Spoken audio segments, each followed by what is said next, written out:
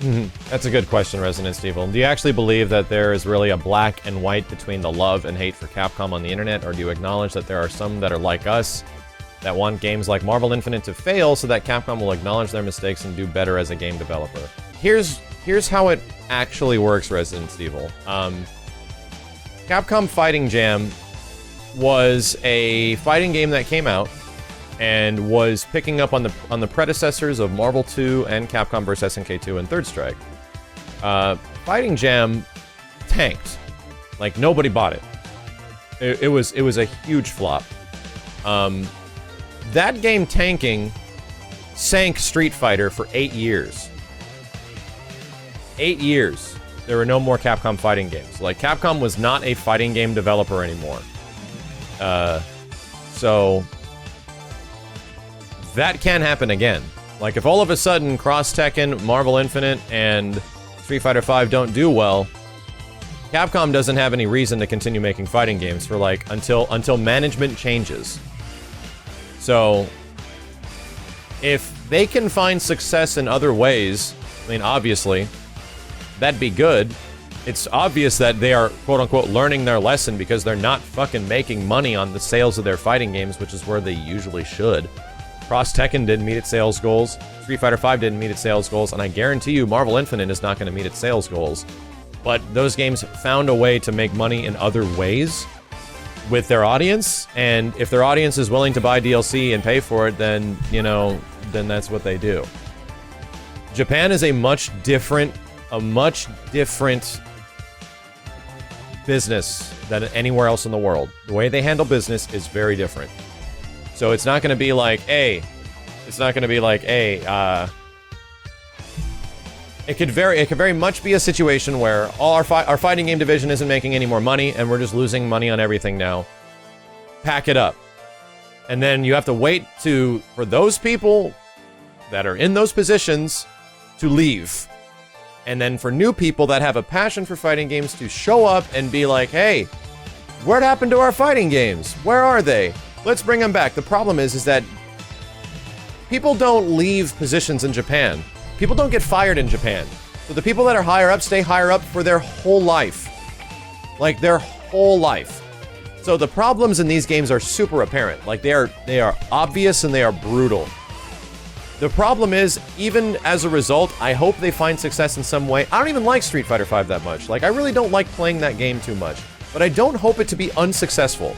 The fact that Capcom USA and they were able to esports it, and they were able to find ways around making money, and yes, their DLC is overpriced and ridiculous, but I'm certainly not buying it. I don't need those stages. I don't need those CPT costumes and shit, but people are buying that stuff, and if they have their audience that wants to get that, then so be it.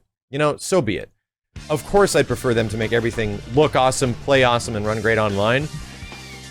But if things just go terribly and nobody buys anything, fighting games are going to be done. Like, they're not going to make anymore. That's the way Japan handles things. So, there's a situation where I want Capcom to learn from this stuff, and it's the fact that we're 3 fighting games in now that have tanked. Even with all that considered, they were able to find something to make people still get stuff. Like, Cross Tekken was updated to 2013 and made the game a lot better. The on-disc DLC stuff always haunted the game. The gem stuff always haunted the game. I didn't even like playing the game beyond the first year, really. Street Fighter V had all of its problems still there. But the audience still is there too, so they found a way to make money off of all their sponsorships and esports deals and stuff like that. I hope Marvel Infinite finds a similar situation, because as much as, like, God, dude, as much as I just can't stand so many things in this game, like, half the things in this game frustrate the fuck out of me, there are half of the things in this game that are fucking great. Like, I'm being brutally honest when I say Marvel vs. Capcom Infinite, in my opinion, is the best raw Capcom fighting game, like, in terms of combat and mechanics, since Capcom vs. SNK 2. Being super serious on that. And I want more characters in this game that can make the engine work even better. I want them to have refinements to the engine. I want there to be more Infinity Stones, like something, like modified Infinity Stones. Get crazy with it. I hope the game has a future. I don't want Capcom to tank. I don't want people there to completely lose their jobs, but it's obvious, like, when you're in Japan, things work much differently. Like Itsuno, the guy, I think it was Itsuno, no, the producer that was on Marvel vs. Capcom 3, he was originally kind of like high up, and he was doing big games, right?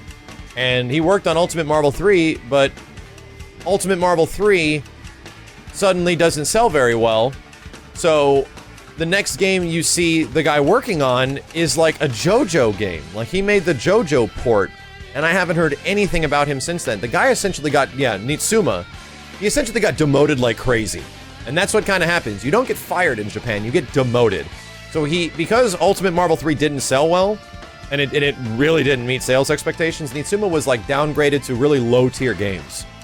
So I think that sucks because that game, the quality of that game was fantastic. Just like how there's qualities of Marvel Infinite that are fantastic, and there's other qualities that are just not, like, not okay. Like, I was looking at our Onimusha, someone gave me an Onimusha 3 standee for my birthday, and I'm like, how the fuck do the character models on the front of the Onimusha 3 standee look better than every single character in Marvel Infinite? I mean, I know it's CG, but this shit is 13 years old. What's going on? So, I don't know. Yeah, Nitsuma worked a little bit on RE7, but he was not a lead producer. The lead producer of RE7 was the same guy that worked on RE5 as well as Lost Planet 2. And I forget his name suddenly, but he was one of my favorite producers. He actually makes the fun-ass Capcom action games. Like, he did a really good job. It is what it is. Like, I don't want Capcom to crash and burn. And that reason is they have the greatest properties in video game history. Like, next to Nintendo, they have the greatest properties and characters of all games. And sadly, very few of those are actually in Marvel Infinite. A couple are. Not a lot. Not a lot. But I know where you're coming from. Like, I know what it's like. Like, you want to slap someone on the fucking hand if they're doing something wrong. Like, you want to slap a kid on their hand if they're doing something wrong. Hey, don't do that. And they do it again. It's like, well, this is gonna happen if you do it again. So it's a weird situation that Marvel Infinite's in, where they fixed so many problems in the previous game, and then suddenly there's all new problems that are weird and awful, and Dante looks like shit, and Chun-Li looks like a dank whore. It's like, how did this become an issue? Like, where did all the money really go into story mode? Doesn't make any sense. Doesn't make any sense. I don't want Capcom to crash and burn. I actually don't want Marvel Infinite to crash and burn. I want them to come back with a response to Marvel Infinite and shock everyone. Like I said, they should release 4 characters that were from Marvel 3 or something like that weren't in this game, and just make them free. Like, they're just like any of the other characters. 4 characters free. We're sorry. Like, we know we'd let you guys down. We're sorry. That apologizing to an audience can do a lot. Like, that can do a lot for a game. And the best example of that is Final Fantasy XIV. Like, the guys at Square came out and said, we're really sorry FF14 did not meet any of your expectations. We're gonna work hard to make it a part of your expectations. And hey, look what the fuck happened. FF14 is suddenly one of the biggest MMOs of all time. So, it's possible. Like, there is an ounce of possibility. It just depends if the management at Capcom and the people that are higher up have the modesty to approach their audience, admit their faults, and admit that they will try to work forward to make them better. And if they... What I would love, what would be the greatest thing they could do for Marvel Infinite, is they can come out and they're going to be like, we're going to release a new shader that makes the graphics look different in Marvel Infinite, so you have the choice between original graphics and new graphics, which could make it look like, hell, Marvel 3 with hard black shadows. They could announce free characters from the previous games, like popular characters like Wesker and stuff like that. And then if that doesn't work, then maybe even down the line, they take the perspective of something like Dead or Alive 5, where DOA 5 didn't meet its sales goals. And then about a year and a half to 2 years later, they come up with this plan where, hey, we're going to make the game free. And you're going to get like 4 characters and you're going to get access to the whole game, but limited access to the story. And that's it. So if you want more characters, you got to piecemeal them and stuff like that. If they really wanted to fix stuff, I think they can, because the game is something special. Like, the game in Marvel Infinite is really something special. And for them just to drop that completely would be really shitty. So, I don't know, man. I want there to be a future for this game, but I would love them to acknowledge the fact that some of the stuff just didn't work out. We're sorry, and we're gonna work hard to make it better. They kind of did that with Cross Tekken. They kind of did that with Cross Tekken 2013, but not really. So, I don't know. I mean, I'll just be happy if Marvel Infinite gets more characters at this point. But, do I want to see Capcom crash and burn? No. Do I want to see the games fail completely? No. Do I want to see them get lower sales as a result of weird business practices and things that just would make people upset, like odd graphics and stuff like that? Then yeah, like that's gonna come naturally. Like, word of mouth is pretty friggin' powerful when it comes to purchasing power, and people didn't buy Street Fighter V, people didn't buy Street Fighter Cross Tekken, and now people are probably not gonna buy Street Fighter Marvel vs. Capcom Infinite. So they gotta find something else, because they probably spent a lot of money on this game, and it's a really good game. I don't want to see it die. I don't. Marketing ruined MVCI. Choosing to show some stuff, like focusing on story mode specifically, didn't help. Really didn't help. Really didn't help.